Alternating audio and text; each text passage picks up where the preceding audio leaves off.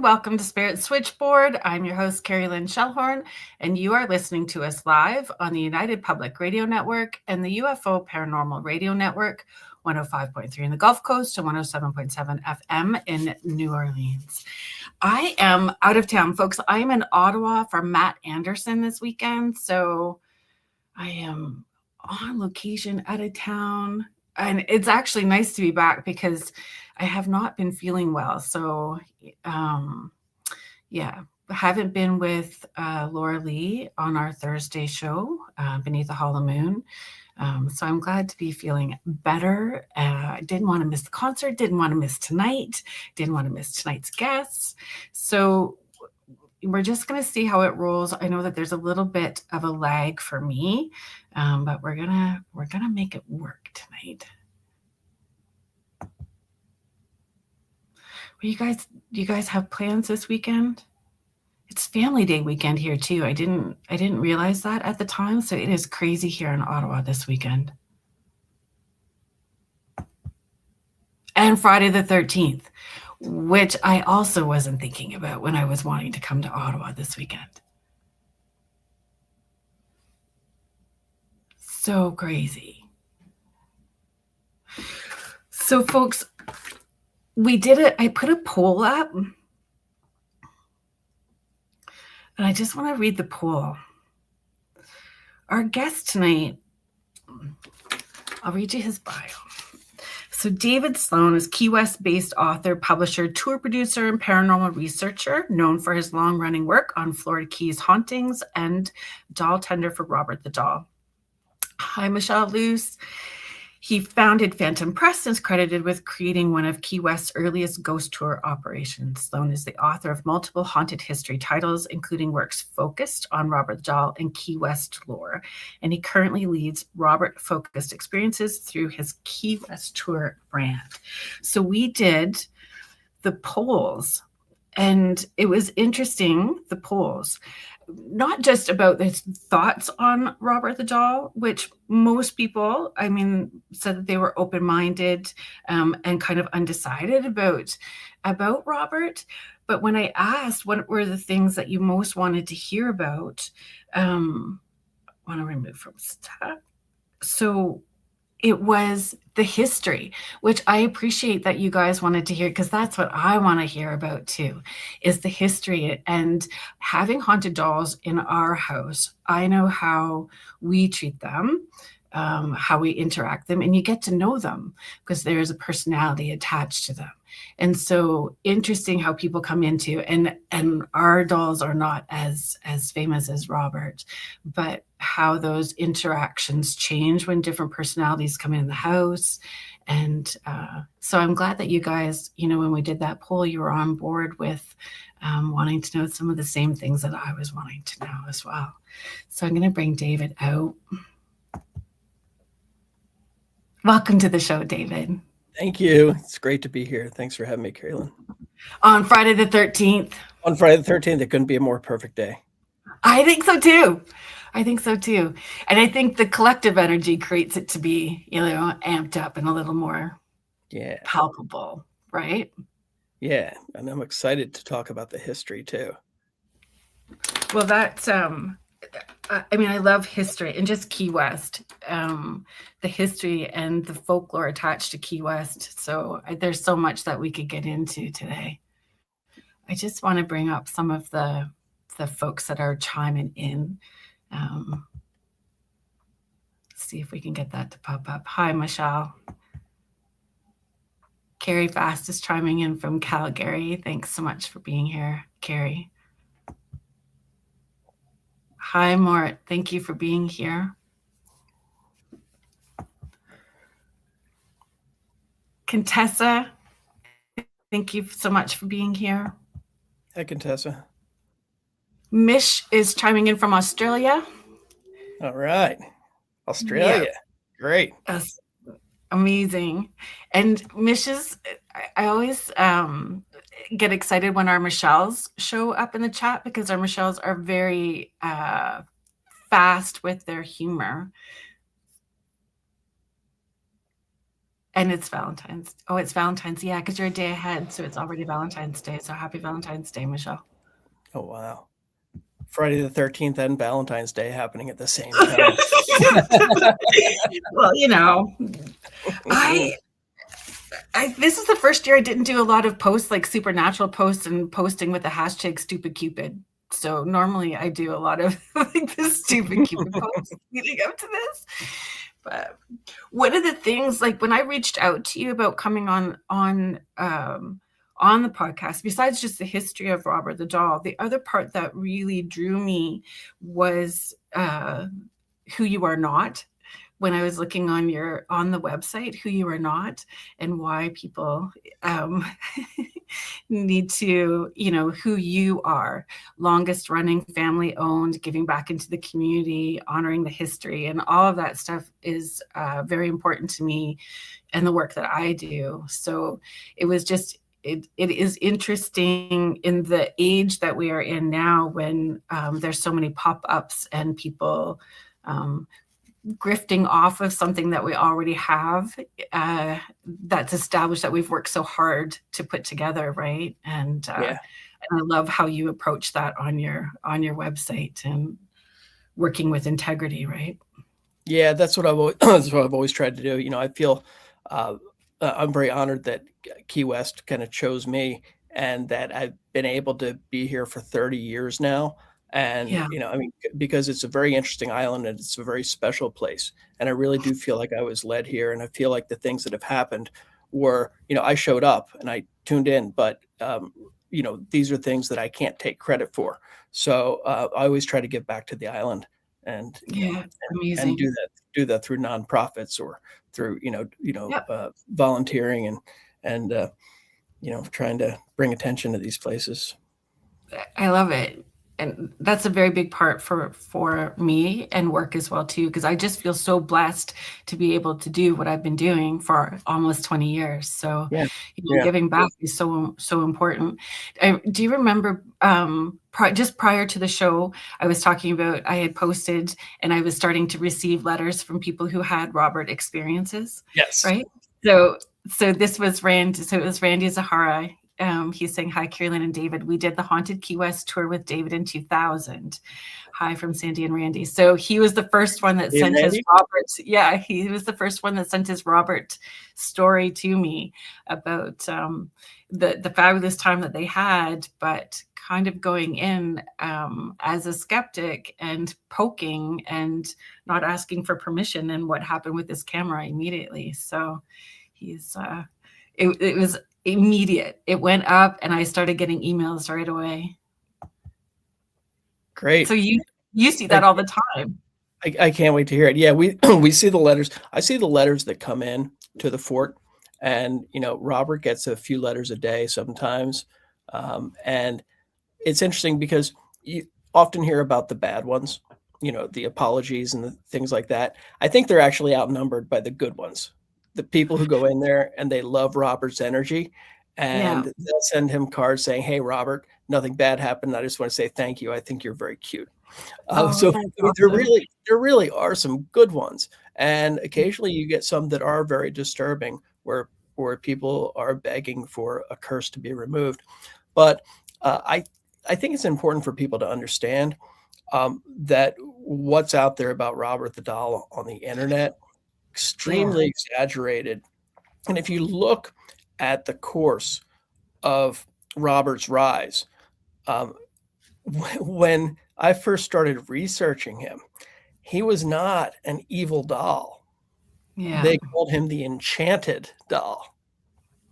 And I mean, he did these things that dolls don't do normally. There were the stories about him doing things, but through the years, those stories turned from him being a doll possessed with an entity that was mischievous to a doll that will kill you. And people are now apologizing when they see his photograph online. And I think that's interesting because one of the things with ghosts, the stories that we tell very much reflect us as a society. And if people are afraid of looking at a photograph of Robert online, that's part of the natural progression of how things go. And I think it is a good reflection on us. But if you do look back, I mean, I don't think there's anything to fear with Robert. I always preach respect, but it's a really Right. interesting story, and we can get more into that too. Yeah. So let's start with Dolltender, right? Let's Yes. start with Yes. like how you so what it actually is day to day versus what people perceive it to be. Right. So one thing I want to clear up, I don't own Robert the doll. Robert Yeah. is owned by a nonprofit museum.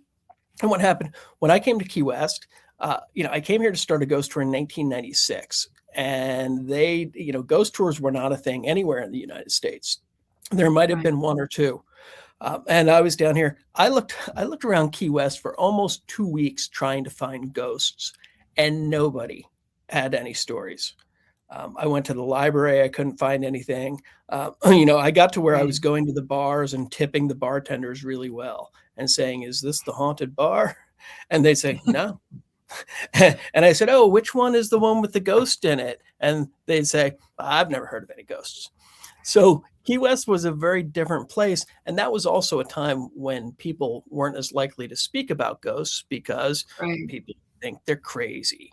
So I was getting ready to leave Key West because I couldn't find anything. And I had my car loaded up. I'd quit my job managing cruise ships. So I really didn't know what I was going to do with my life. And I get lost and I'm frustrated. Key West is a small place. I don't know how I got lost. And I was just so full of emotion. And then I almost got in an accident. Then I hear this voice in the passenger seat as if someone was there. They said, "Go back to the library." And I said, "I don't know where the library is." And I turned to look and nobody's there. And I saw a sleeve. That's all I got was a glimpse of a sleeve. And it was like a tweed jacket. I'm like, that's Right. weird. See, wearing a long sleeve jacket in Key West. But then I look up and there's a sign that says library parking only. So I pulled into the spot and I'd been to the library, I think 3 times. And each time, I looked through the card catalog. I asked the librarians, they couldn't find anything on ghosts. Well, this time I go into the Florida history room and there was an old man sitting in there. And he said, "Can I help you?" And he had never been there before. And I said, "Yes, I'm looking for a book on the ghosts of Key West." And he said, "Oh, there are none."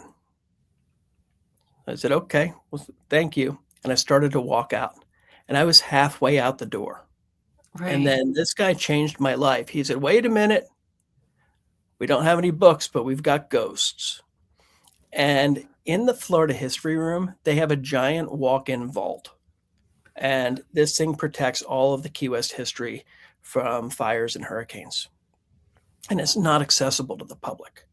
Okay. You have to talk to the historian and they go back there and Right. come back out with whatever you're looking for.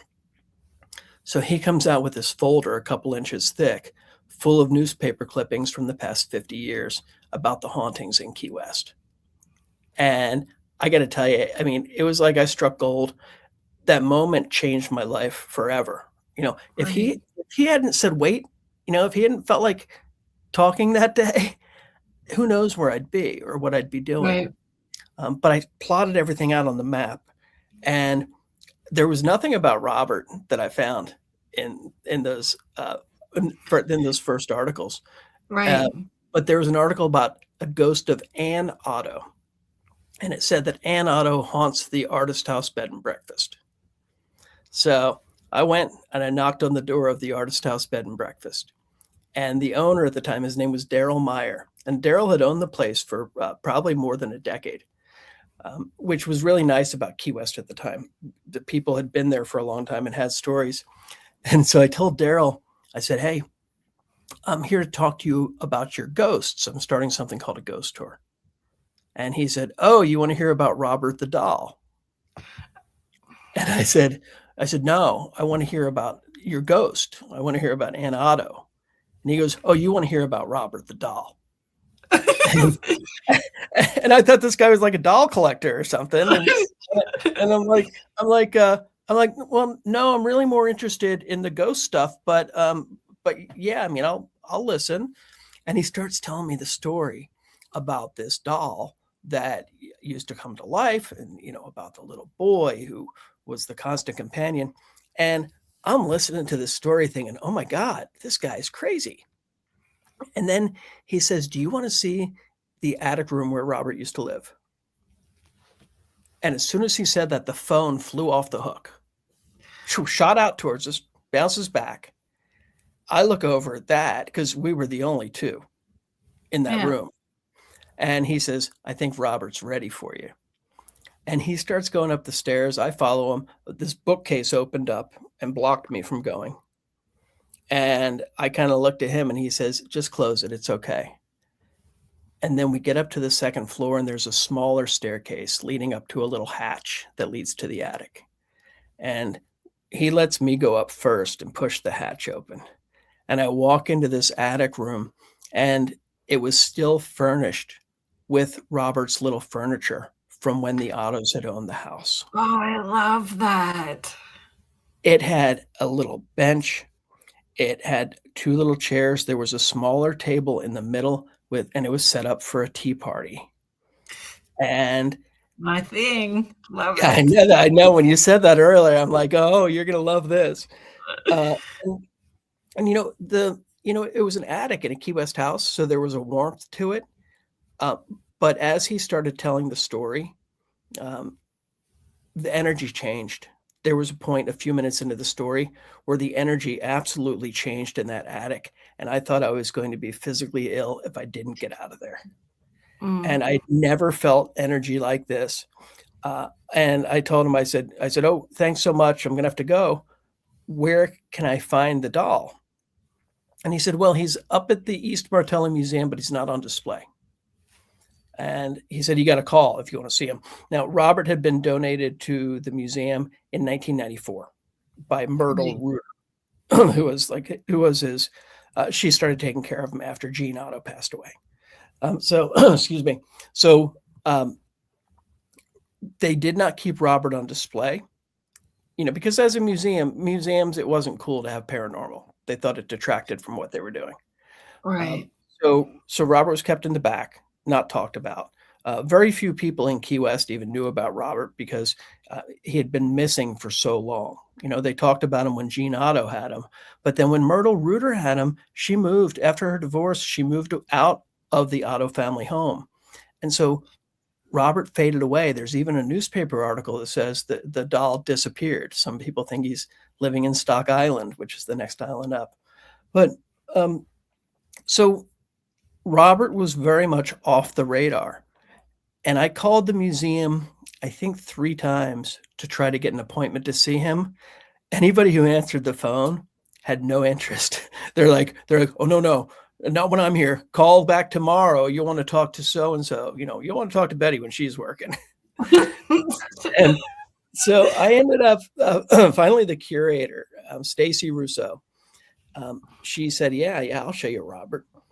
And so I went up there. And the East Martello Museum, it's an old Civil War fort built in 1862.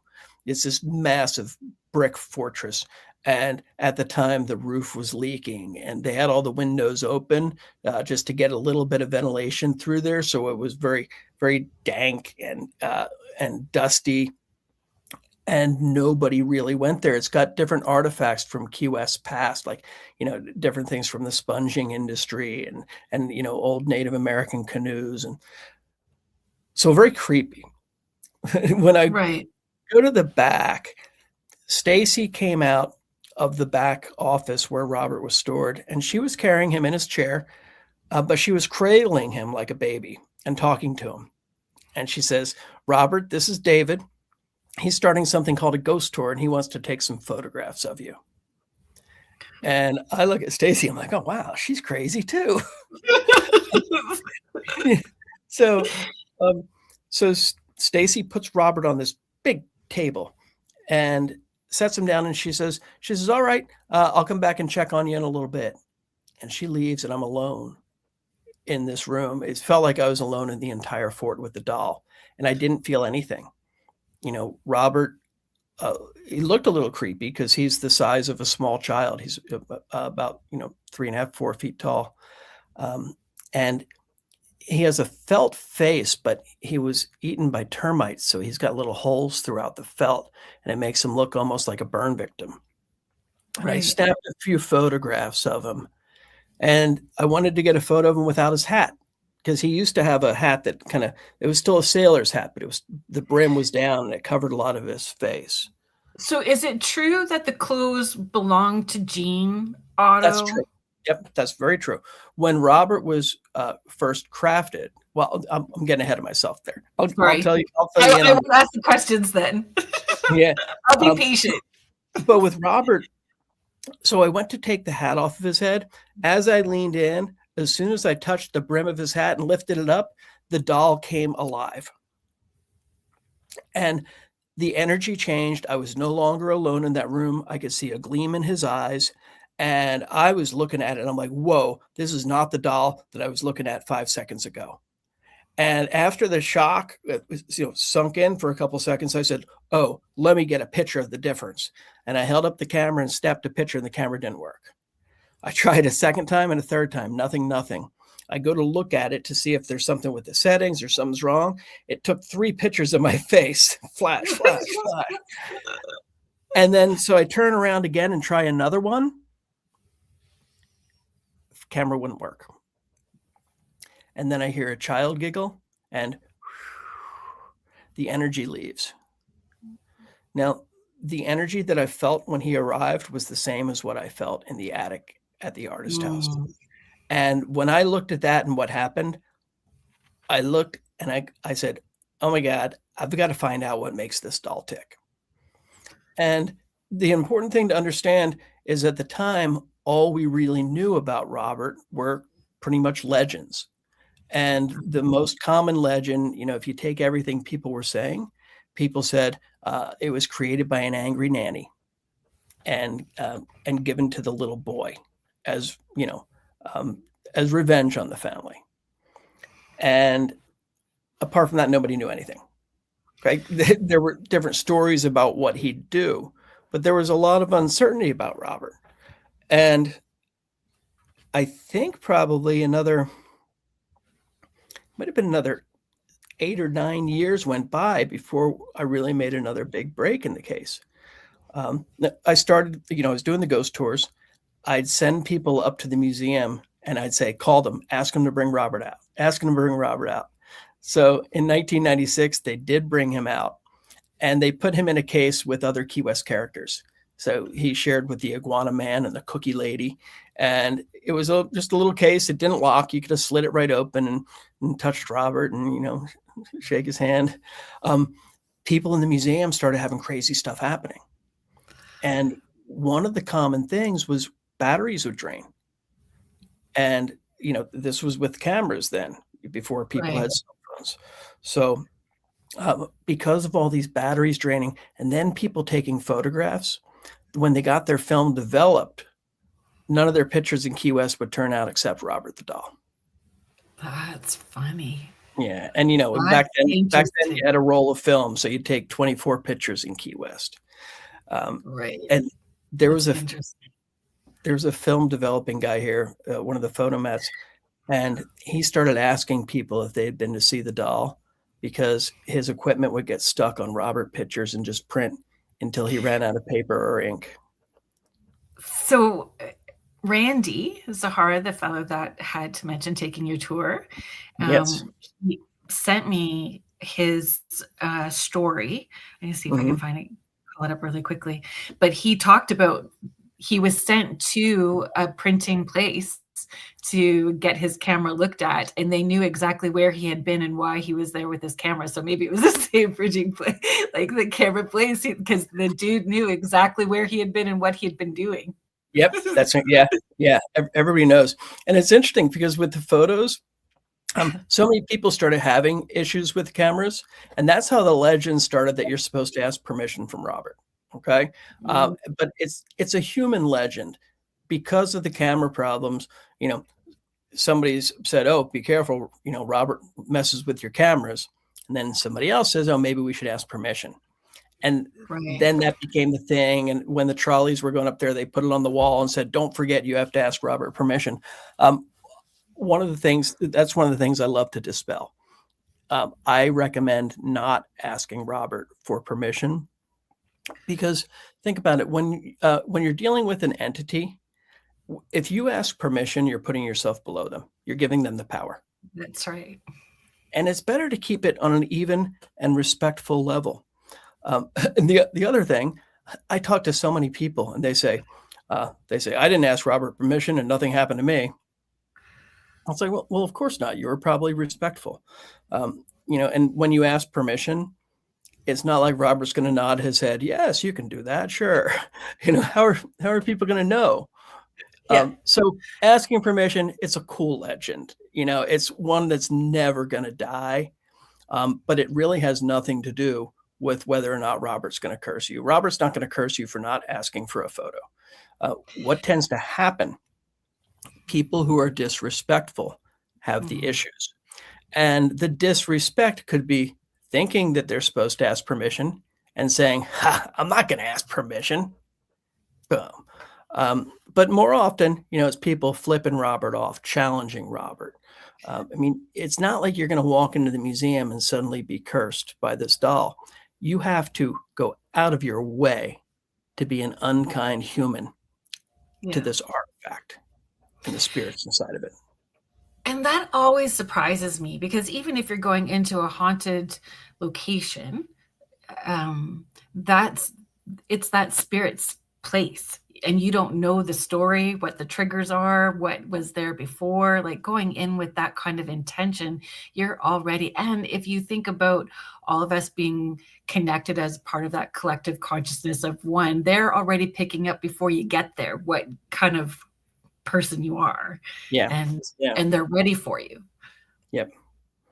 Yeah. And it's interesting to see how the human energy can impact things, because I've led thousands of tours with Robert the doll, and you can always tell if someone doesn't have the good energy.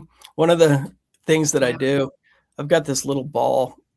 It's a little toy ball that's slightly deflated, and I'll put it on the case, right on Robert's case, and I'll put it on the edge, because I have my back to him when I'm talking. So I tell him, I say, "Hey, Robert, if you ever don't like anyone or don't like something going on in here, push that ball to let me know." And in the last 5 years I've been doing that, it's only been pushed 13 times. But the times that it's happened, I always know who it's going to go for, and he usually rolls the ball right towards them. One night we had a real jackass, and they sat towards the back though, and I'm thinking, oh, how's Robert going to get the ball to them? And then right when we were about to finish the tour, I thought, I guess he's not going to do it. And then the person sitting right up front close to the case, they crossed their leg, the ball went down, hit their toe, and ricocheted back and landed right in front of them. That's funny. Did they realize that they're being called out? Oh, yeah. Yeah. That's interesting. Yeah. That is interesting. And it matters. Like, our intention matters, how we're interacting. And it's Robert's home, and it's his space. Like, so why would you want to go in having that kind of attitude? Sometimes the skeptics can ask different questions, like from a different perspective. So sometimes on investigations, it's interesting, the types of questions, but it's the attitude or the intention and the way that they're asking the question that can create the turn of events, right? Yeah. And I welcome skeptics. I love it when skeptics come on the tour. It's just, I always tell people, hey, keep an open mind. Because that's good energy. It's usually if someone is, if there's a family and, one of them got dragged along, that can make a big difference when that person is just a little, what's Rainey saying? I didn't mean to be poke my finger through the glass at Robert, as I didn't really believe he was anything but a doll at the time, but I would not make the same mistake again. Robert's very forgiving. Yeah. Robert's very forgiving and very playful as well. It's interesting because, with Robert, I kept trying to find so much information, and I spent It's amazing how much time I spent researching dolls. I'm sure I have a very interesting Google search profile, whatever they're looking at for what I am. But then I saw, and I hired doll experts to try to identify him. Nobody could. And then, Really? yep, nobody could figure out what kind of doll he was, and they all thought he was handmade by a nanny. So I came across a photograph of a doll once online, and I looked at the stitching on the face, and I thought, oh my God, that's Robert's stitching. I'm like, whoa, whoa, whoa, this looks a lot like Robert. And I found out what kind of doll that was, and it was a Steiff doll. And then I look up the Steiff company. Steiff was actually famous because they invented the teddy bear. And Oh, they're a company in Germany, and they're known for their quality products. The thing with the Steiff dolls, they identify themselves by putting a button in the ear that says Steiff on it. Dolls like Robert that are played with, how do you think a kid carries a doll around? Grabs it by the hand, grabs it by the ear, yeah. right? So a doll that's been played with, Robert lost both of his ears. Both of his ears are transplants. Oh, So, so, so identifying him as a Steiff doll was huge. A lot of people didn't like it because they liked the legend about the angry nanny that right. went with Robert. A lot of people don't want these. A lot of people prefer a good story over the truth. But if you dig deep enough, the truth is usually stranger. Well, it's an even better story for sure. It's an Yeah. even better story. And the getting to the story is a story in itself. Like Mm-hmm. getting the history is its own amazing story. Yeah. And it's really cool. You had mentioned about Robert being a sailor, and that uniform used to belong to the little boy, Gene Otto. What I discovered as well is that Robert was originally a clown. He was Really? part, yeah, yeah, he was part, they called him a harlequin, which he was part of. They did some circus animals and, well, circus puppets. And uh, the thing about Robert, he's a very rare size.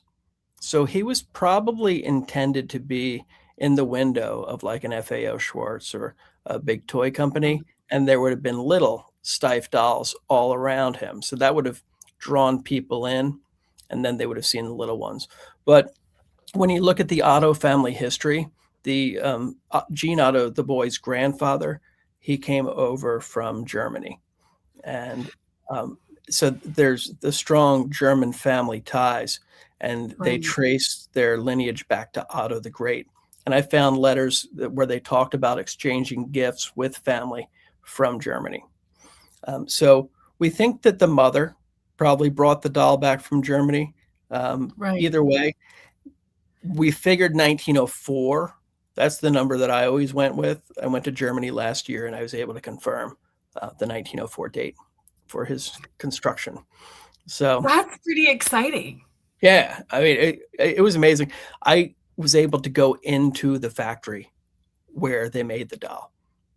I mean, they That's have a exciting. really cool museum with the different Steiff creations on display and a timeline. But the director of Steiff America was over there at the same time, and so he took me back for a factory tour, which is very rare. And for me, it was pretty magical to be able to stand in that building where Robert was Right. created. That's amazing.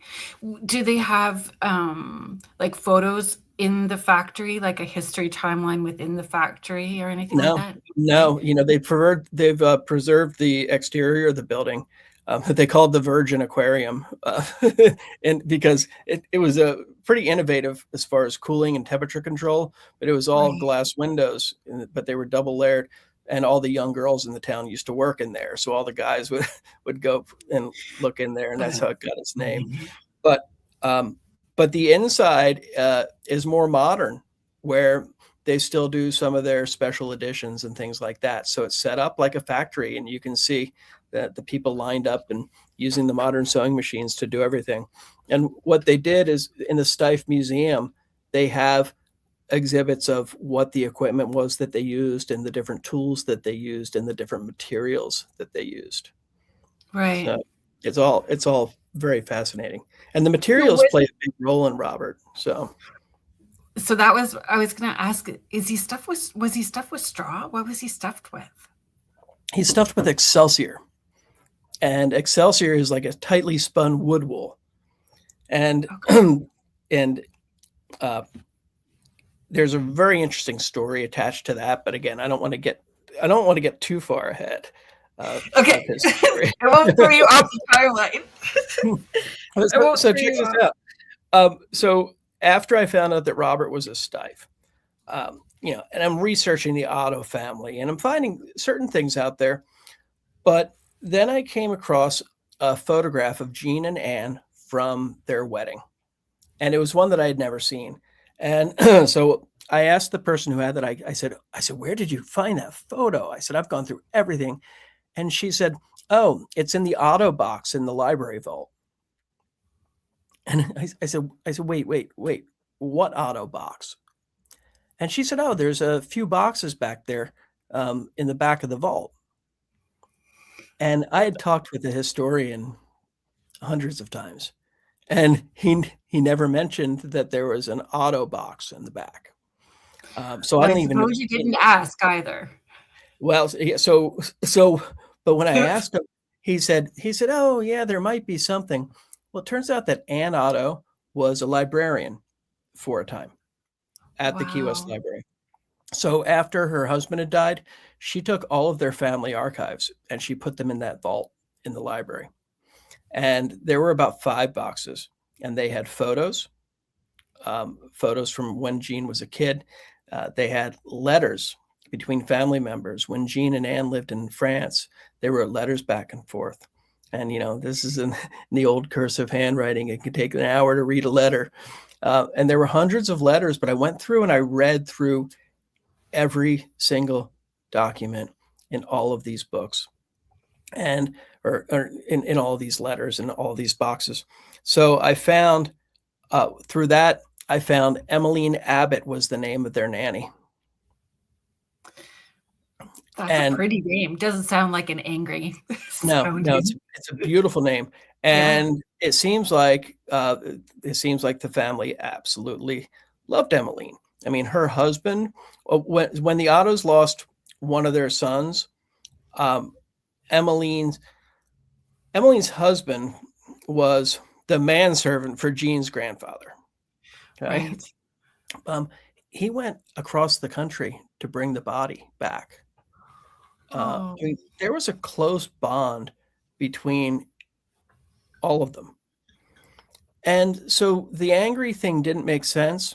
But then in a newspaper, I found notice of a lawsuit where this was after Jean's father had passed, where Emmeline Abbott filed a lawsuit against the estate. And we don't know what it was for. And then there are letters between Jean's mother and Jean's sister. And Jean's sister is saying, don't you worry about Emmeline. She's not going to get one red penny out of you. So there's talk about that. So there was a rift at some point, and I don't know right. what that rift was. There's speculation. There's speculation that Jean's father might have been with her, and there might have been a child involved. What I did find, I mean, but that's, to me, that's the evidence that she was the angry nanny. Right. But only angry after with that lawsuit. But I looked at the And how census. old would Jean have been at that point? By the time the lawsuit happened, I think that was in, I want to say that was in like 26, and Jean was born in I think 1900. So he would have been a young man by then. He was off in France at the Right. time. So by the And time she was an angry nanny, the timeline would be off for him receiving a cursed doll. yeah, so that doesn't fit. But the interesting thing is, I looked at census records and found that in 1900, in the census, Emmeline Abbott had no children living, no children deceased. In 1910, she had no children living, one child deceased. So in Oh, that same time period that Robert the Doll arrived, she lost a child.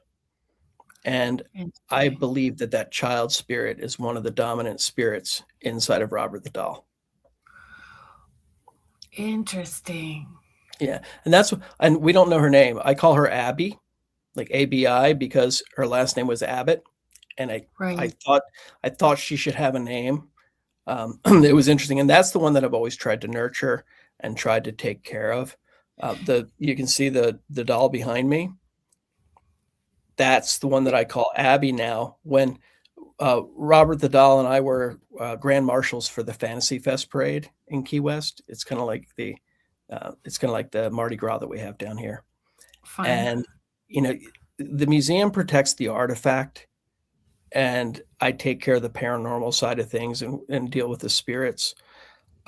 So obviously Robert's too fragile, not going to go out in a crowd of 80,000 people and ride in a casket with me down Duval Street. Right. So I created this doll for several reasons. I wanted to see what it was like to make a doll like that. And I used the same materials as best I could. And then for strictly for media, we, for the, promotions for the parade, we took the replica in to film something where I was inviting the spirit of Robert the doll to come on the parade in the stunt double. Right. And so we were in there and we were filming it. And I tell you, as soon as I did that, and I was very sincere, I invited Abby to come with me. And I said, hey, it's a parade. I think you'd really enjoy it. It's pretty cool. You can come into this doll. I made it to look just like you. And then I'll bring you back afterwards. And you can either stay here or you can go back to where you are. And I felt the doll get heavier. I mean, significantly heavier. And I could feel a presence in it. And there was a guy standing there who didn't know about Robert. He didn't know much about the museum, and he's kind of watching. He's like, what are y'all doing? And I said, do you want to hold her? He said, I don't know what it is, but sure. And he took her and held her, and he teared up. And he had all these emotions come out, and he released this childhood trauma that he had. And when he gave her back, he said, I have no idea what just happened there. He said, that was incredible. Yeah. It's So interesting how people can, like, the energy. I don't think people realize that they carry their energy, like how their energy comes into the space before they do. Physically, you come in second. Your energy enters the room first, right? yeah, And yeah, they will have those reactions. yeah. Denise is just pointing out. Denise But says, I don't know if it's been mentioned earlier that Robert is behind you. Where? Yeah. So that is Abby, and it's pretty fascinating. With Abby, after the parade, I kept her around for a little bit because I look and I think, okay, if there's a little girl spirit, she doesn't want to have people coming into the museum doing the same thing, gawking, taking pictures. They'd want some type of mental stimulation, right? So I tried taking her around with me, and just as kind of an experiment. And then I had a friend who said, "Hey, I've got some friends in town. They really want to see Robert the doll. Would you be willing to give them a private tour?" And I said, "Yeah, okay." And I brought Abby back to the museum, and there's a portion of the museum where we have a tunnel. We call it the Yellow Fever Tunnel, and I placed her beside it. And then when these people showed up,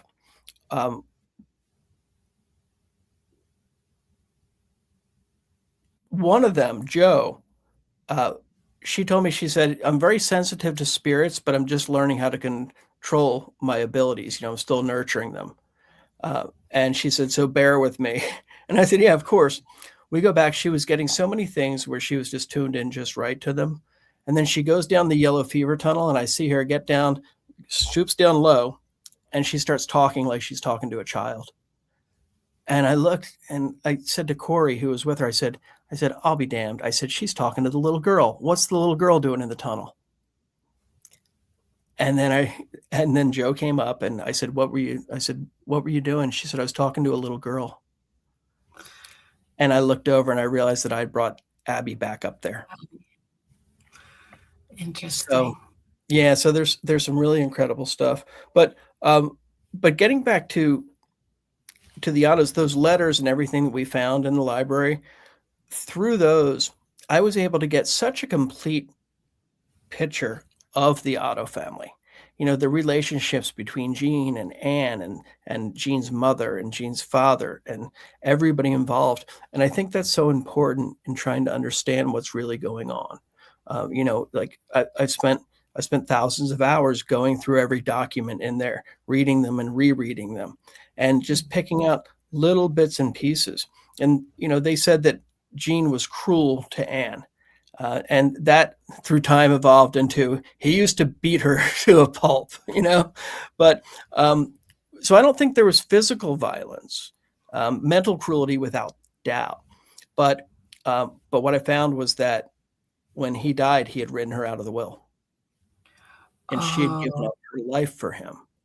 So she was very bitter at the end. And so that was the abuse that they talk about. You know, they say he used to push her into one of the closets too, wow. and hold the door and say, "I didn't do it. Robert did it." But you know, I talked to so many people who were involved, people who were close to them. I talked to the guy who bought the house from Anne, and he wishes he had burned Robert the doll. He hates what Robert has done to his friend's legacy because Gene was a great artist, Anne was a great concert pianist, and you rarely hear about that. It might be mentioned as one small line, but then it's on to how they were crazy and lived with a doll. But I did ask him. I said, was Robert in the house? He said, "Oh, I should have burned that doll." And I said, "Well, what did you know about it?" He said, "Oh, it was sitting in a cedar chest in Jean's bedroom because Jean and Anne had separate bedrooms." And he's he said the guy's name's Bill Geiser. He said I asked Anne. I said, "Oh, does Robert come with the house too?" And Anne said, "I hate that effing doll." Uh, it was Jean's best friend. Of course, he never could make any friends of his own. Wow. And that was interesting because that's good confirmation that Anne did indeed hate the doll, and Yeah. there and that there was indeed this stuff going on with Robert into Jean's old age. So there are there not stories that he would walk around and talk to the doll openly as an adult as well too, right?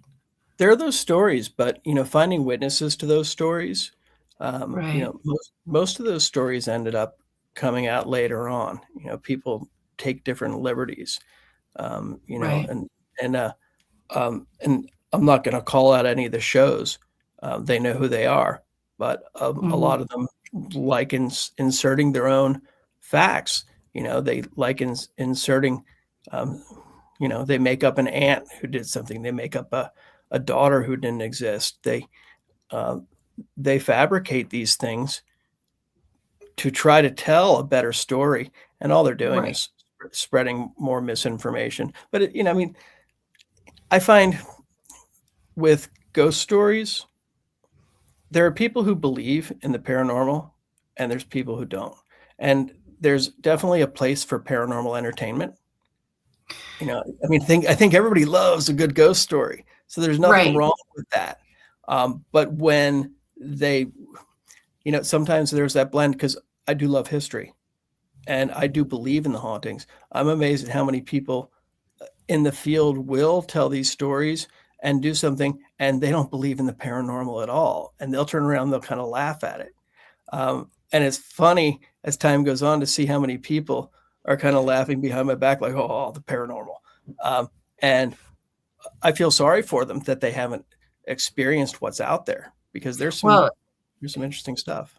it makes life magical, honestly, and it changes what you feel is important as well too. Like where you put value to things also Yeah, changes. yeah. Um, and I liked that you used the word entertainment as well too. If they said it was entertainment, then it would also educate people differently about how to do investigations and how to properly investigate and the research part and the historical part that's important. Did you want me Yeah, to read Randy's? We can bring Randy's up and that's you what I'm can give reading. me Yeah, yeah. We'll bring it up and read it. Um, I don't know, Randy, you might have to finish that last little bit there. But Randy is sharing the next time we were in Key West around 2005, our 14-year-old daughter had a new digital camera that worked perfectly. As a rebellious teen, she did not pay Robert the respect that perhaps she should have. And after she took his picture, she could no longer scroll chronologically back through her photos. When she tried to review a recent picture, they would show up randomly, sometimes being the third last picture she took, and sometimes the first picture she would see would be from 1 week prior. Yeah, that's pretty cool. That's very cool. Mary Jane is saying you have to be open to experience it as well too. Yeah. Yeah. But I find I don't know, when you have open-minded skeptics, they can have that experience. But over time, that experience happens more if they're hanging around you more, like I know people that have been around me at different places saying that they didn't believe, but then there was just no option. Like there's no explanation. We can left brain it. It's not electrical. It's not an air draft. It's not these things. So the unexplained makes life magical. Yeah. Yeah. And, I find it interesting because, science is so far from catching up with the human experience. It tries, but it's regularly proved wrong. And, we're still learning. So science is still trying to catch up to what we experience as humans. It can't explain how our brains work. It can't explain how our bodies work. And it tries and it gets better and better. But there is so much out there. Thanks for sharing, Carrie. Unbelief is a demon in itself to block the open mindset. I'm just going to do our station ID really quick, and then we can pop back in. Great. And hear more. So thanks, everybody. If you are just chiming in or just listening in, you are listening to Spirit Switchboard, and I'm your host, Carrie Lynn Shellhorn, and you are listening to us live on the United Public Radio Network and the UFO Paranormal Radio Network, 105.3 in the Gulf Coast and 107.7 FM in New Orleans. If you're interested in learning more about the hosts and shows that UPRN has to offer, you can head to uprntalkradio.com. There is all of our shows. There's thousands of archives, and there's always new shows coming on the network. And there's something for everyone. It's not all high strangeness and paranormal, though we do love our high strangeness and paranormal here. Tonight we have David L. Sloan. He is Dolltender researcher, historian, tour producer. Author. There's so many hats, David, that you wear. Yeah. And we're talking about. I started calling myself Dolltender because, it's like I'm not the doll owner. I don't think the doll can be owned.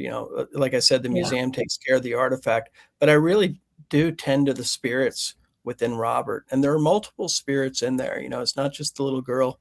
I used to think it was just one spirit. And then, through time, I identified more. And, some people, Cindy Kaza, she says she thinks that there's a portal inside of Robert. And I believe it. Right. But I try to tend to the spirits, and I try to honor all the spirits. That's why I call myself a Dolltender. I love it. I love that that's what you call. And again, it shows respect, right? It's showing, where you feel your place is in the story.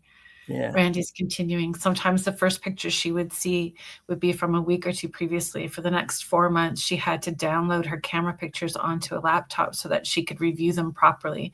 Around 4 months after she'd taken Robert's picture in Key West, we were at a family reunion in BC, Canada, and Stephanie wanted to take a picture from a cousin of hers, but it was out of memory, so she deleted several pictures that she knew she already had saved on the laptop. And one of them happened. So I guess Randy's having to do this in little snippets. So we'll get the next snippet. Yeah. It's interesting. I like the theory about there being multiple entities within Robert. The way I like to describe it, I think one of the predominant spirits is the little girl there, the daughter of Emmeline Abbott. So I think Abby is a strong spirit.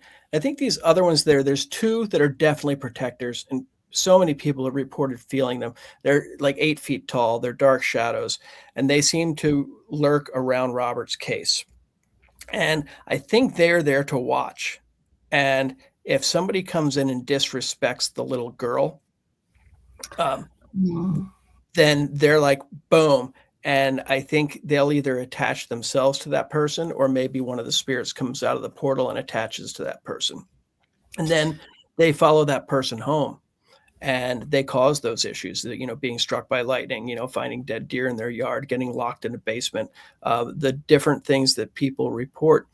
And I think that's why multiple people can have problems at the same time, because the one will be out there and then somebody else is disrespectful. Boom, there's another one coming out of the portal to follow them. But the other thing I found, people who apologize, people who say, hey, I messed up, almost all the time, things that were going bad will stop. Interesting. Carrie's asking, has Robert been unstuffed either to refurbished or look to see if there's an item in there to attach energy to this doll? No, because he's an artifact and the museum is charged with preserving him, there's no interest in looking inside of Robert. We did an examination at one point because I wanted to look for any identifying marks on him. So they did a full examination and and looked all over, but they don't want to cut him open. We had talked about X-raying him. They don't want to do that either, because people have talked about maybe there's a soul stone or something like that. Right. But we do know, if you look at the holes in his face and the places where his ears were, and even on his fingers, you can look inside and you can see that he is stuffed with Excelsior, and that's the wood Right. wool that was put in there by the Steiff company in Germany. I believe that his core may be stuffed with kapok, which is something that Steiff used during different time periods. Kapok is this nice fluffy material. It comes from the kapok tree, which is a sacred tree. They say that the roots go to the underworld and that the branches go up to the heavens, and that spirits travel through this kapok tree. And they also use the fluffy stuff in life preservers. They used to use it for as a flotation device. Interesting. There's this really cool kapok tree in front of the courthouse in Key West. They used the kapok trees in Santeria to communicate with the saints and to make offerings for the saints. I think that's why it's in front of courthouses in different places. But again, I think that's another magical element. And I'm going to tell you something that kind of blew my mind. So the way I look at my journey with Robert, there was the mystery of Robert the doll, trying to find out what was making this doll tick. Then there was the possession of Robert the doll, where I was having all types of issues when trying to find it out, diving deep into what made him tick. And then the magic of Robert the doll, and that's the phase that I'm in now. When I was talking about Joe and Corey being at the museum and Joe picking up on the little girl, she called me the next morning and she said, I had a visitor last night. And I said, okay, tell me. And she described a creature that looked somewhat like Gollum from Lord of the Rings. And she said, Corey was up and, he was peeing, he was in the bathroom. And she said that this creature came over and she felt it climb on top of her in the bed. And I said, she told me what it looked like. And I said, anything else? And she described the sound that it made. And I got chills because I had taken a vacation. My wife and I were following in my great grandfather's Civil War trail. And I've never had so many things go wrong in my life. I felt like I was cursed. Things, and I blow most things off. This was so much bad stuff. My wife ended up leaving early. She's like, I can't do this anymore. And I really wanted to get to one cemetery in Pensacola. So Right. powered through. After I did that, so much was still going wrong. And finally, something was the straw that broke the camel's back. And I said, that's it. And I was going to turn in the rental car and I booked a flight home. The second that I did that, I felt this release where it was like, whoa. And I didn't quite know what it was. And it was almost like I drifted off to sleep, but I didn't. And then I thought I was having a heart attack. And I shot up from the bed and I clutched my heart. I turned over on my right hand side and and this thing slid out of me. It was like it was shaped to the shell of my body, like, but smaller than me on the inside. And it was transparent and it looked like Gollum.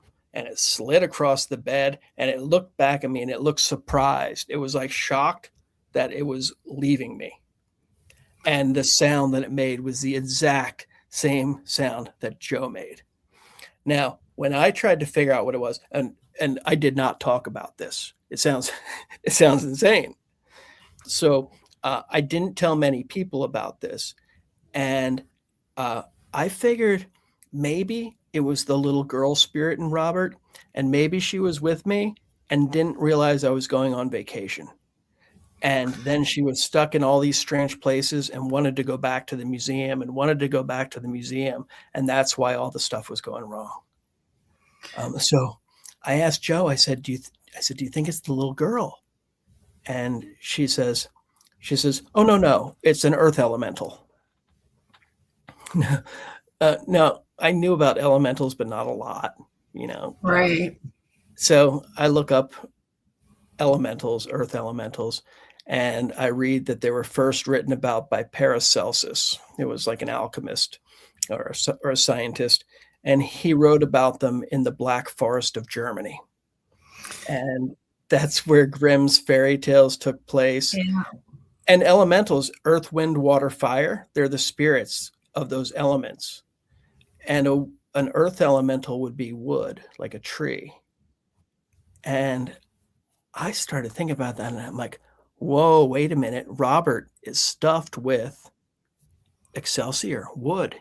He's stuffed with tree. And then I looked up where the Steiff company would likely have sourced their Excelsior, and it would have been the Black Forest in Germany. We did a whole show about it, actually, on Spirit Switchboard, the Black Forest in Germany and the Grimm's fairy tales. Oh, yeah, it's fascinating. And it's fascinating how the paranormal has rippled out from the folklore and reality, that mix of, right? Yeah.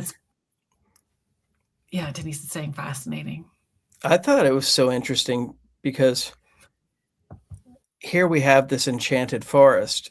And when I realized that Robert's core spirit is an elemental from the Black Forest or from the Enchanted Forest, and then you look back at the earliest things written about him, because there were a couple of articles written before I got involved, and he was always described as the enchanted doll. So it was right there in front of us the entire time, but still it took almost 30 years for me to figure that out. Interesting. And it's there's some really weird stuff too, because my kindergarten teacher got me into ghosts, and I started noticing all these Pennsylvania German connections with everything about Robert. Gene Otto's grandfather moved from Germany to Pennsylvania, and then the military brought him to Key West. Robert's second caretaker, Myrtle Reuter, she was up in Pennsylvania. She married, and she had German ancestry. She married a guy from Philadelphia with Pennsylvania German ancestry, and the military brought them to Key West. His dad was selling trailers to the military. And then my great-great-great-grandfather, the first David L. Sloan, he was in Philadelphia. He married a German woman in Harrisburg. And then he was in the Pennsylvania 47th in the Civil War, and that brought him to Key West. So interesting. So do you feel that they can tap into you and bring, like, that Robert chose you on some level? He has chosen and pulled you. Like, yeah, I've no doubt. I was in Key West almost 20 years when I found out about the first David L. Sloan's connection. The Pennsylvania 47th Volunteers built the fort that Robert the Doll is in. I mean, what are the chances of that? And then That's Tom wild. Hambright, the librarian, who is the only reason that I'm here, his Yeah. ancestry, Pennsylvania German. Daryl Meyer, who owned the artist house, Yeah. who first told me about Robert, Pennsylvania German. And Yeah. I identified 30 people. The guy who got me to come to Key West, I was going to go to Charleston to start a ghost tour. And my friend Greg Hummel called at just the right time and got me to Key West. So I made a list of all these Pennsylvania German connections. And the first one was my kindergarten teacher, Mrs. Uberseeder. And so I tracked her down a little over a year ago. And I said, this is going to sound strange, but I take care of a haunted doll. And I need to find out why you started telling us about ghosts. And Because she that's told me, kind of outside of the box to start yeah, talking about ghosts. Yeah. yeah. And especially to kindergartners. And she Yeah. told me that her and her husband were in this farmhouse in Pennsylvania, built on a Native American burial ground.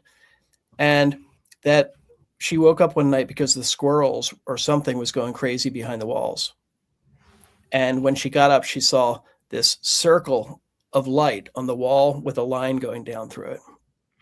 And she looked at it and thought, well, that's weird. There were no street lights. So she got up to see if there was a car, put her hand in front of it. It was in the wall. And she thought, oh my God, the wall's on fire. And she put her hand up to it, but it was cool to the touch. Wow. And then she woke up her husband and she said, look at that. He looked at it and he said, I don't know what that is, but I want nothing to do with it. And he went back to bed. And then she said it disappeared and the squirrels got quiet. And that's when all the paranormal activity started. I looked up that symbol after I spoke to her. And the first thing that came up was the Irminsul, which was a sacred tree in Germany that the pagans worshipped. Now, Charlemagne wanted to force Christianity on all the pagans, so he cut down the Irminsul and built a church out of it. And there was a string of I think there were many Irminsuls, many trees that were worshipped, and people fighting for Christianity would cut them down and build a church. But the first ruler of the Holy Roman Empire is Otto the Great, who Jean Otto's sister made a great point of mentioning that they were direct descendants of Otto the Great. Amazing. So we've got something going on where I don't know exactly what it is. Is there still this battle going on between, the worship of nature and the forced Christianity? I mean, all this stuff is mind blowing. Yeah. And Charlemagne's my 40th great grandfather. I mean, he's a lot of people's 40th great grandfather. You go back that far. It's not that rare. But I find it all fascinating, and I don't understand it yet. But there's definitely some magic going on, and there's some enchantment going on. Mary Jane is saying, wow, my ancestry on my mom's side is Pennsylvania German. Mm-hmm. You're one of us. Well, I don't know. So my great grandfather is Otto, and he was very intuitive and gave people readings and read tea leaves and witched wells and willow-witched wells and all of that good fun stuff. Yeah. So I love anything with the name Otto. Yeah. Yeah. And when Jean Otto's grandfather came over, he was a doctor. He probably would have been a bit of an alchemist, but when you look at the Pennsylvania Dutch, they've got something called it's like powwow medicine, and it's kind of a bit of a German voodoo, and it originated only in this Pennsylvania Dutch area. And what I think happened, I believe, and the hex symbols that you see around on the barns in that area, that's all part of it too. But what I think happened He was a doctor. His son became a doctor. I think he passed down this this Brucari is another name for it. I think he passed down these techniques of using these spells, and I think that when Emmeline Abbott's daughter was sick, she was a nanny for the Ottos. She would have taken her sick daughter or injured daughter, whatever happened to her daughter, she would have taken her to the Otto home to be treated. You know, please help my doctor, help my daughter. Right. I believe that he practiced some of this powwow medicine or Brucari, and I think she died. And I think Emmeline probably never forgave the family for that. And what we believe happened is she probably sought some type of voodoo practitioner, maybe Santeria, maybe something more of a Bahamian type of voodoo, and would have placed some type of a spell on the family. But I think the little girl spirit, I think she was enchanted by that elemental magic inside the doll. So when she died, I think that's where she felt safe. I think Jean Otto, I think the little boy was enchanted by that magic too. As children, we don't have the blinders up. As we get older, we're told these things don't exist. But I think that's what it was. And I don't think he was a crazy old man, talking to a doll. I think he never stopped seeing this elemental magic. I think he never stopped taking care of his friend. And Right. I think, but more people are being open to that. Do you not find as people are becoming more consciously aware of the other side and tapping in and tuning into it, do you find the visitors changing, or are there more people? There are more people who are afraid to see Robert now. I mean, a lot of people. Social media? A lot of people, yeah. A lot of people won't even go there. They're like, "Oh no, I'm not risking that." A lot of people think they're going to be cursed by the devil if they go up there, so they won't even enter the museum. Really? So it's been a very interesting shift. So this helps, being able to tell from your perspective and your relationship that you have with Robert, being able to negate some of the misunderstandings. I don't know if it helps or not, but I feel like it's part of the path. I mean, I've realized one of the cool things. So when I went to Germany to try to, I visited all these sacred trees. I planned my entire vacation around these sacred trees and there's something called a kobold in German folklore. And a kobold is an elemental spirit. Oftentimes they live in mines, and they're described as pranksters, helpful, but if you cross them, then you're screwed. And the miners used to blame them because they think, oh, we're going to score some silver here. And then if it turned out to be worthless silver, they blame the kobolds, and that's how cobalt got its name.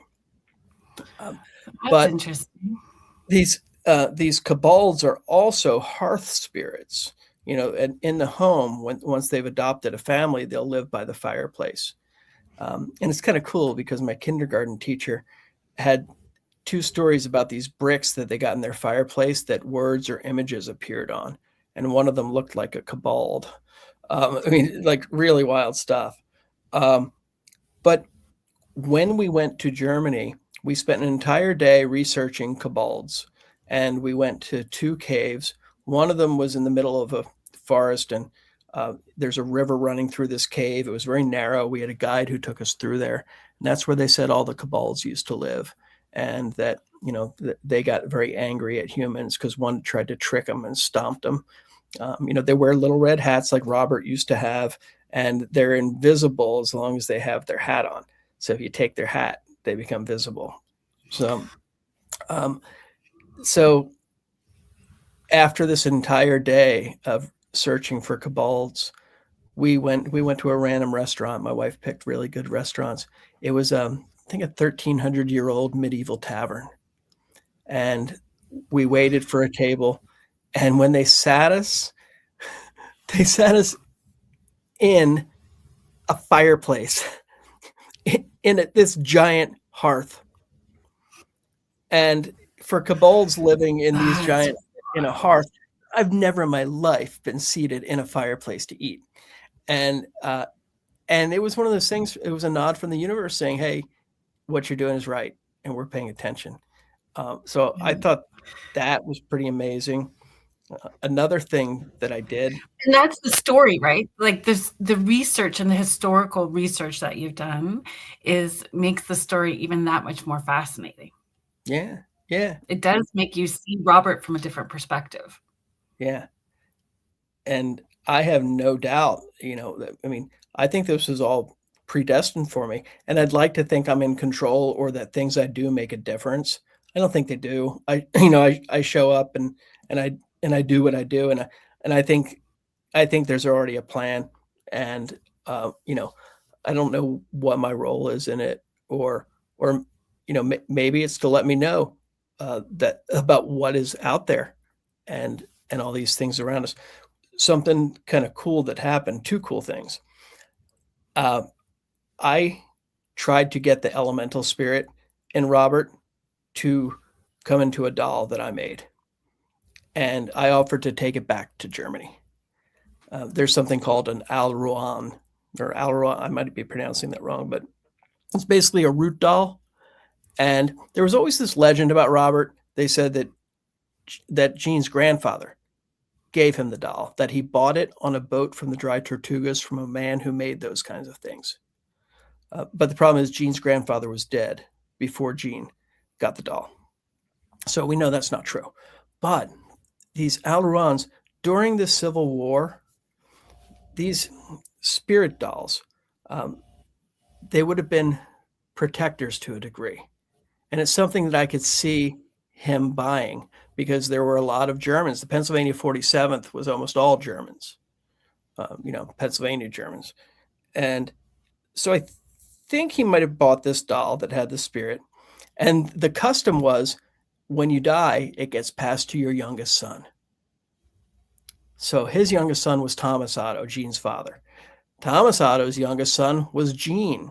Gene didn't have any kids. Closest thing he had to a kid was Robert. So what if this entity went into the doll? We did a little seance there during the paranormal weekend, and I invited the doll into this box, into the doll that I had made. When I did it, something shot straight through the box and into me, and I totally freaked out. I mean, I've dealt with possession before, and it's terrible, and I'm terrible at protecting myself, and I just felt so stupid at that moment. I'm like, oh Jesus, I let it happen again. And Dustin Pari was there, and he knew what was going on. And Dustin takes the very religious approach, the very Christian approach, and he immediately saw what was happening, and he kind of regrouped everybody, and he had everybody hold hands and did this thing. He took that spirit right out, and he had something dissipate. And I was like blown away and forever grateful to Dustin. But then with that box, I don't know if there was anything in it or not, but I took it to the Black Forest with me. And in the middle of the night, I walked out deep into the Black Forest, and I found a spot, and I buried it there. And the Black Forest is called that because it's so thick and it's so dark, and the moon was almost full, but you couldn't see your hand in front of your face. So I had lights and everything. After I buried it and asked the forest to take care of it, and I said, if there's anything here, please welcome it back as your own. And then I started walking out. I was walking for maybe 10 minutes when I realized I didn't have my flashlight or my headlamp on, and I could see everything. I mean, I wouldn't have died if I had fallen off the path, but it would have been an uncomfortable roll down a pretty long hill. Right. And then I started opening my eyes and closing them to try to see if I had them mixed up, and I could see everything both ways. So I did a few tests, and I'm like, this is really weird. And then I walked out of the forest with no lights. And when I did emerge from the forest, the moon, like I said, it was like a gibbous moon, almost full. And there was this big field of wheat, I guess. I mean, it looked like this beautiful blue. And I said, I'm going to lay down in that. And I went and I laid down in this field, and I'm looking up at the moon. And then this white line appears in the sky, and it goes across and it connects to the moon, and it made that symbol that my kindergarten teacher talked about. And Interesting. it was an airplane. I mean, it was an airplane leaving a trail. But, to be out there at by this time, it was probably 12:30, 12:45, in the morning, and just to see that symbol, it was another one of those things like, wow. Synchronistic. Yeah. And then my, I think uh can I talk I just want to talk about your experience with the box for a second. I think that when we protect ourselves, like if we do that protection, especially if you're going to be doing an investigation, you can almost prevent something from happening as well too. So if you're understanding what the potential outcomes can be, and I think it was great. You had that experience and Destin was there and he knew how to deal with it. So again, yeah, the universe had your back and it was a yep, good learning moment for everybody that was there. yeah, yeah, 100%. You were going to share something. Sorry, I interrupted. Oh, so that symbol, well, my 6th great-grandfather was a clockmaker in Germany, in the right outside of the Black Forest. So we went to the town where he used to be, and we came across an antique shop, and I said, "Oh, I want to get a clock in this town," the town where he was. And we go to the antique shop. They must have had 100 clocks, and so I'm looking around and trying to think of one that'll fit in the suitcase and everything that works. And there was one that really stood out to me, but it didn't have a price on it. So I circled a few times, and then I'm like, "Ah, screw it! I'm going to get this one." And so we walked up and asked how much it was. It was pretty cheap. It was like a $30 clock. And when we got outside, I went to look to see if there were, any brand on it. And underneath there was a flaw in the brass. Well, not a flaw, but there was something in the brass that was not intended. And it was that circle with the line going through it. So there's your symbol, right? Like you just know what Yeah. to look for and you're on the right track. Yeah. That's when you know everything's in alignment. Yeah. Love it. With can we come back to I guess the history and the timeline? Are there other areas where there is misinformation that you would like to correct or Robert's not the inspiration for Chucky. oh, that is very widespread. Yeah. Yeah. That one's never going to die either. But I mean, No. there's interviews with the guy who created the movie Child's Play and that entire franchise. And he's come right out and said, no, Chucky is based on the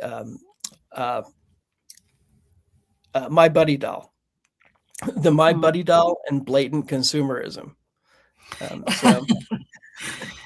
So that had nothing to do with Robert. But, again, it's one of those stories that's never going to go away. And I've gotten to the point where I stopped correcting people because I talk to a lot of people who they'll tell me that I'm wrong. and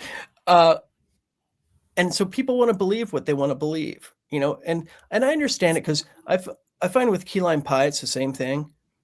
People like the key lime pie that they were raised with, the one that their grandmother or their mother made. That's their pie, and everybody else is wrong. And I think don't you have a book about key lime pie? What? Yeah, I do. Yeah, I'm the world's leading key lime pie expert too, as far as the history of it. How's that for weird? So, love it. Oh, here we can. But so I get people being attached to the legends because for a lot of people now it's a part of their childhood, and they don't want to be told that something in their childhood wasn't real. But hey, Cindy. So I think. So I totally get it, when people want to believe what they want to believe. And I think with Robert the Doll, what he'll do is when somebody comes in there, if somebody faces Robert and wants to get involved with Robert, it is like a fairy tale, and he'll take you into the forest and take you on a journey. And he'll really tailor the journey for just what it is that you need. And if you make it out to the other side, then you come out a much better person.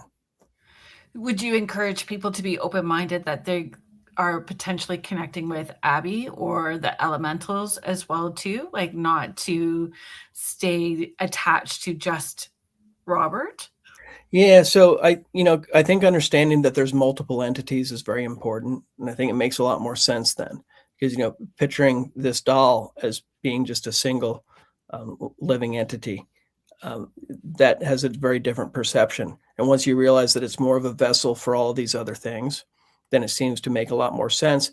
And then I think that when you realize you're dealing with a whole bunch of different energies, I think that can make you feel comfortable with some of them and make you realize that you need to be a little wary of others. Um, That's so, so, so that's the this is good true. thing. Yeah, and Um, with Abby, I don't know how much time she spends at the museum and how much time she spends with me. I keep the doll with me most of the time and try to nurture her, and I'll bring her up to the museum a lot, in case there's a back and forth. And I don't really know, I, maybe I am crazy, but I like doing this because I really wonder what was daily life like for Gene Otto.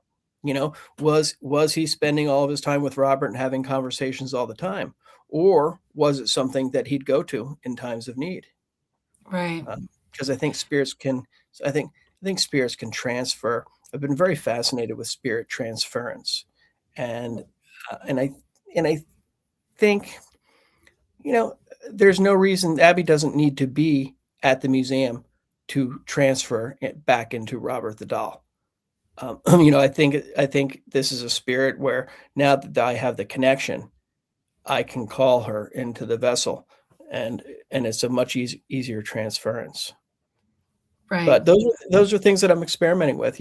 I love doing the experiments. I love testing things out, and it's been a 30-year journey. Um, Well, it's how we're going to understand. And I think for some of it, we're not ever going to know all the answers until after we pass.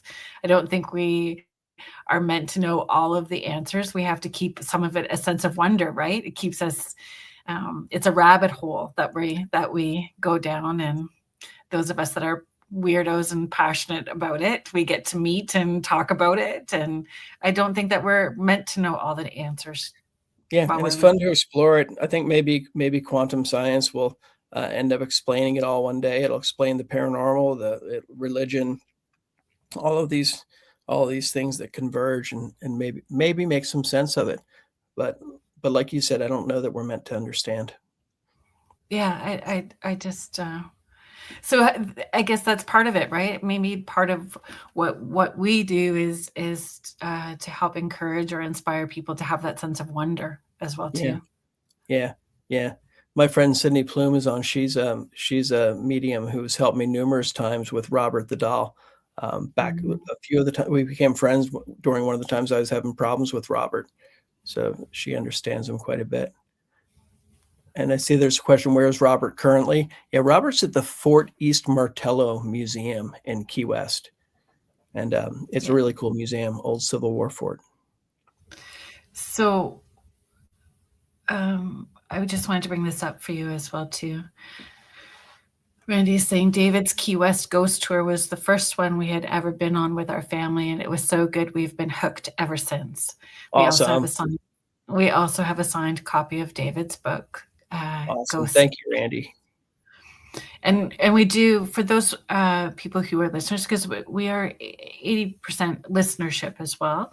It is ghostkeywest.com, and you can find the tours and information, and there's links for the books there's as well too, right? Yeah, yeah. Phantompress.com. Like, people can do autographed books on there. There's Heidi. Hi, Heidi. Yeah, he was just on the Gateway podcast with CL Yeah, on Tuesday yeah, night. yeah. We were talking about how Key West killed JFK. I know. So you're welcome to come back, and we can have Aaron. that discussion as well too. Yeah, that would be fun. So, a couple of other legends that I'll dispel. A lot of people think that Robert lives with Zach Baggins at his haunted museum in Las Vegas. That's because Zach did a show when he opened his haunted museum. He flew Robert the doll out there. So Robert did appear for one of his first episodes, but Robert was only a guest at the museum. He doesn't live there. So that's one of them. Another one that I've seen resurface is that scientists have learned that Robert the doll has real human hair and it continues to grow and turn lighter as he ages. No, Right. not true. Not true at all. That one had been floating around before and it's resurfaced. Not true at all. His hair is mohair, which is like, it's made from very fine materials and it's very soft, but it's not Right. human hair. And if anything, Myrtle Rooter used to sit him out on the front porch, and that's when the termites got to him, and that's when he got some of the aging because the Key West sun is pretty harsh. So the sun and the salt air that faded Robert's hair a little bit and aged him some, as it does all of us. What? Oh, does it? Do his eyes move, or they So change? people talk about like Robert winking. He doesn't wink. His eyes change. What I find happens for me when I've seen Robert come alive, a lot of people, they'll see his foot move a little bit. They'll see his chest move in and out like he's breathing. He threw the lion on his lap one time. He threw that at a drunk person. He doesn't like drunks. But when his eyes change, you'll be in his presence and you can tell, when you're in a room and somebody walks in behind you and you can feel it without seeing them. Mhm. He has a very clear presence. And what I've noticed is when his eyes look dull, when there's no spirit inside of him. And when that spirit goes into him, it's almost as if his eyes take on a gleam where you can Mm. see there's something in there. And the movement that people talk about, I believe that when the spirit's entering Robert, it's like it comes in from the side and boom, there's that brief moment when the spirit world and the physical world collide. And that creates that illusion of movement. Right. And that's what I think most people are seeing when he comes alive. I think one of the spirits takes great interest in that person and boom, they pop into the vessel. And Right. so I think that's most of the movement. And I think our belief system, our experiences that we've had, all of that will influence how we experience Robert as well too. Like what we are bringing to the table will also have that. Yeah. Yeah. Mohair is goat hair. Yeah. I'm reading the comments Mish. there. Yeah. So, yeah. And it's cool. I was talking to one of the Steiff experts. They had their own goat farm so they could control the quality of the mohair that they got. Thank you for pointing that Cindy. out. I was going to say goat, and then I'm like, wait a minute. It might be some other kind of animal. Yeah, no, yeah. Mish is on that stuff. Yeah. That's Um, really good. Thank you. and Cindy, actually, if I can ask a question for Cindy too, do you feel that same sense that that the doll itself is a portal or a doorway for other spirits, not just the elementals? Yeah, and other spirits at the museum. There are lots there. Yeah, with the ghosters, we say 42 spirits. There's so many more. There's so many Right. more. But it would sound ridiculous saying hundreds of spirits. But there is incredible energy at that place. Thank you. Thank you, Cindy, for responding.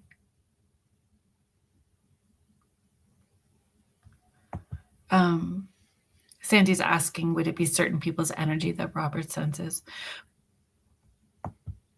I Um, believe they can pick up on us before we go. yeah. Yeah, I think they know energy. What I find with spirits, like if there's someone who's going through a divorce, a lot of times like a ghost who had been through a divorce attaches to them. I've seen it, where there's almost similarities, and I think it's almost like they match certain elements of our whatever our impression is, our DNA, our spiritual DNA. I think they can Mhm. identify how many connections there are, and that's what they connect. And I think there's an energy transference with that too, because the spirits can't just eat a sandwich when they need energy. So they kind of rely on us and our emotions, is what I've found. So that's why laughter, anger, fear, all of these things can feed them. And I think Yeah, that's why they'll be around when those things are present. that's when we do, I love hosting seances. I love doing the seances. The seances are a blast.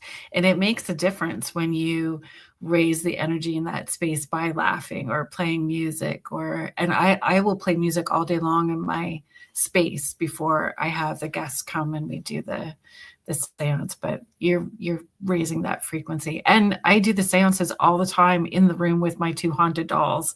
And I just keep it nice and quiet and don't let people know that they're in there and just see what Oh happens. yeah. Oh, Yeah. that's so cool. Yeah. I want to know more about your seances. I love them. They are my drive. There's a few people in the chat that have been actually. That's Music what I is want. spiritual. That's what I Agreed. want to do. I want to go to one of your seances. Carrie is sharing, yeah, I can imagine it's a soul fractal playground, the museum. They will Great way draw to to places describe it. that they feel safe if everyone is caring to them. Yeah. With a portal, though, you don't always have control about what's coming through and what isn't. And if you aren't um, educated about how to handle elementals, then things can go sideways. Yeah. And I think that there's the two dark shadows that I talked about, like the 8 foot tall ones. I feel like they're kind of like the gatekeepers of the portal. And I think they Mm. control which spirits can come out. So Oh, I don't think anything comes or goes without their say so or their approval. right. And again, depending on what your experience is and where your healing journey is, um, energies that can feel scary to some people are really just coming in as protectors, right? Like, and it's your experience and how you're perceiving them as something that is dark or evil. Like I've had energies come in that feel very heavy for some people, but I understand the why they feel heavy, right? Like it does. I think our healing journey plays a factor in Yeah. how we receive that. Yeah. Agree with David on that.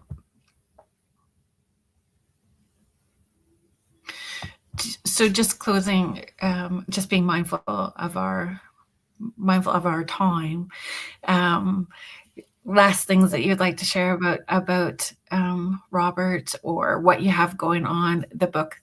I know that we kind of mentioned that really quickly that you're on Seattle show, but anything Yeah. that you'd like to share?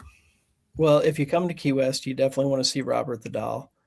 Yes. There are dozens of ghost tours out there. Everybody thinks that the trolley is the only one because that's what they see. But the trolley used to go to see Robert, but they don't. So go to Ghost Key West if you want to see Robert. But I created a website. It's hauntedkeywest.com, and what that does, it's kind of a haunted directory for Key West. It's got haunted hotels, haunted restaurants, haunted bars, haunted museums. It's got everything. So I'd say start there. And that's going to help to get you the real good paranormal experience when you're on the island. And then I do something at America's Most Haunted Firehouse, which is cool. And we started doing UFO tours too, which is fun because there's this really cool UFO history in Key West. I saw that. And I have a question about the cemetery beach. Yes. So there's no, when you click on it, nothing happens. So is Yeah. it coming? It says Cemetery Beach 2027 on the website. Yeah. So I that's love what we were cemetery. working. That's what we were working on. And the Yeah. beaches in Key West are original burials from the southernmost point all the way down towards the East Martello. So almost the entire south side of the island. Um, we're talking graves all over. We used to bury people in the sand dunes back when Porter's Pirate Squadron was down here. And then storms would wash them away.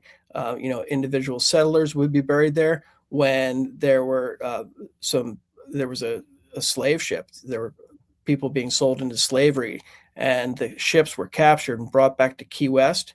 All the African refugees were taken care of in Key West, but some of them were in such horrible condition that they died, and they were buried in a mass grave on the beach.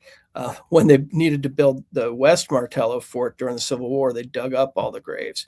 I mean, you look at the bodies in Key West, nobody ever gets any rest here. So many cemeteries have been washed up. That's why the one we currently have is in the center of town. It's on the highest elevation because bodies just don't stay buried here. Wow. So that's what's coming up, like what you're going to, as far as. Yeah, right now we're working on the UFO stuff, and with the books, I mean, the JFK assassination stuff has really been my focus lately because what started as a cool history of all of the Key West connections to the assassination ended up turning up some incredible evidence, Amazing. supporting the conspiracy. So there's been that, and I'm still researching a lot of threads on that.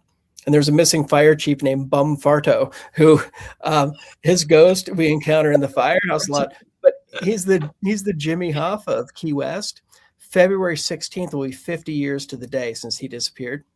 And I spent several years with a friend of mine tracking down what happened, and we found out what happened. So I'm working on a 2-part book about that. Oh, amazing. I'm Yeah. looking forward to it. I would love for you to come back and share more.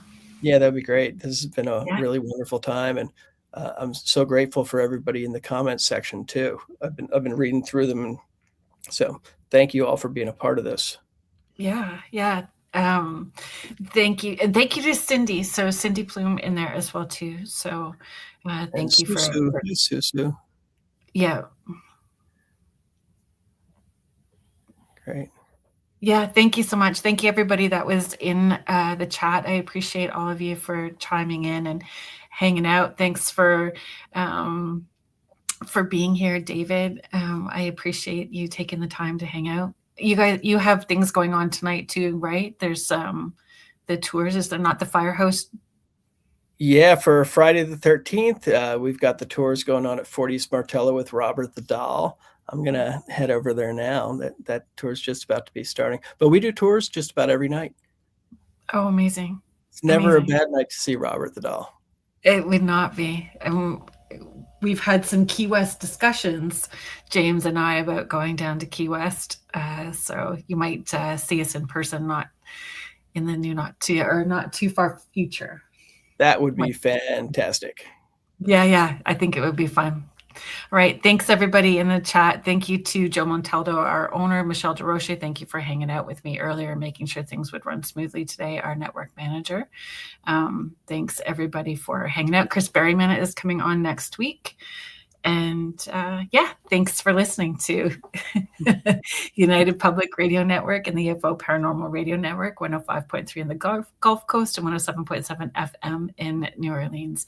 You can head to uprntalkradio.com to find out more about all the shows and networks. Randy, Bum Farto. Yes, that's what we said. Have a good week, everybody. Have a happy Valentine's Day to folks if you celebrate, and happy Family Day weekend. Stay safe and warm if you celebrate that. If you are here in Ontario. Good night, everybody. Take care.